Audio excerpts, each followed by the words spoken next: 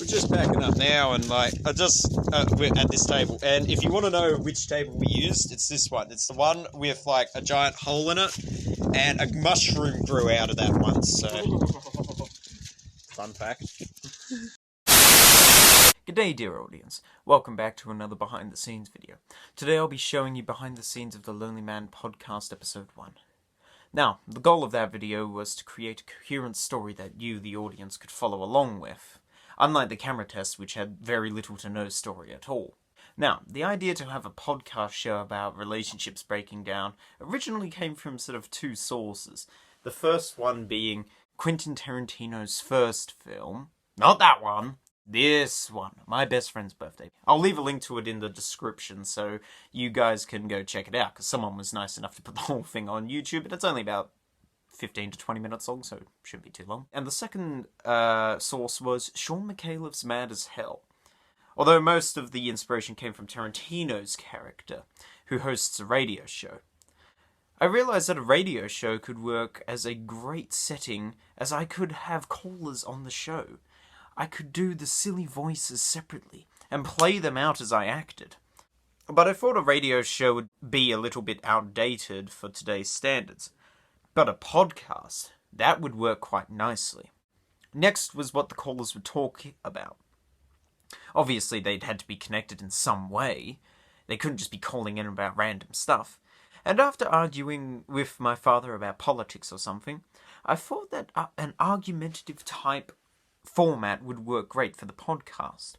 And one universal thing that people fight about other than politics is relationships, as many different people have many different opinions about relationships. Thus, the Lonely Man's podcast was born, with its well-intentioned host trying to counsel couples in the proper way, while also trying to stop or avoid fights that come along with that, and trying to keep his show informative and helpful, rather than let it fall into an all-out fight that delights the more cynical audience members. Now, all I had to figure out was the location for this show. As I drove around my cramped little town, I eventually found a half-decent bench in a quiet spot somewhere, and I figured that would just work nicely as an outdoors area.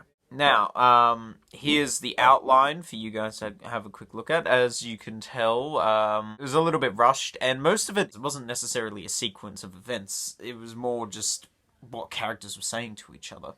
But I managed to finish this outline within a few hours. I just wrote it up quickly. Here's a quick look at the script. This script was also completed very quickly. It seemed as if the idea was just writing itself, which is quite a strange phenomena to say the least.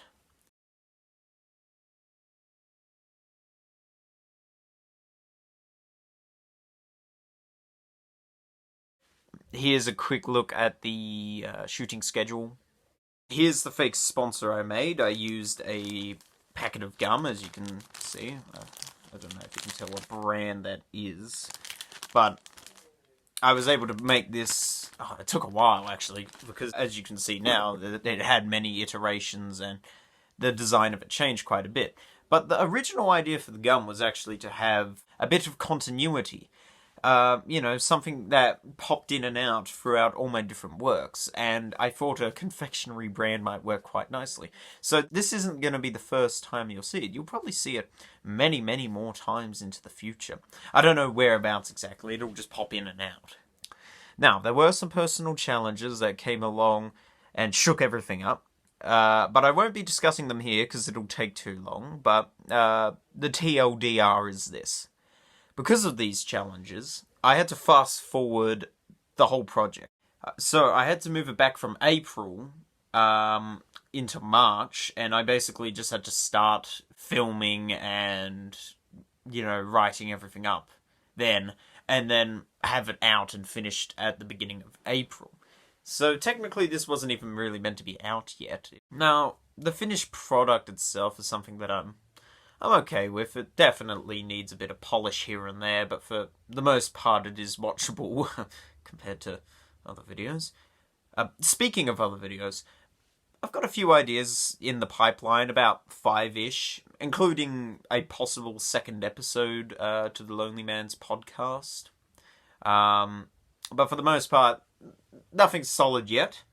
But if you want to keep up to date with everything and want to see what's going on, follow me on my Instagram. I should have a link to it in the description below, so you guys can go and check that out. Anyway, guys, thank you so much for watching.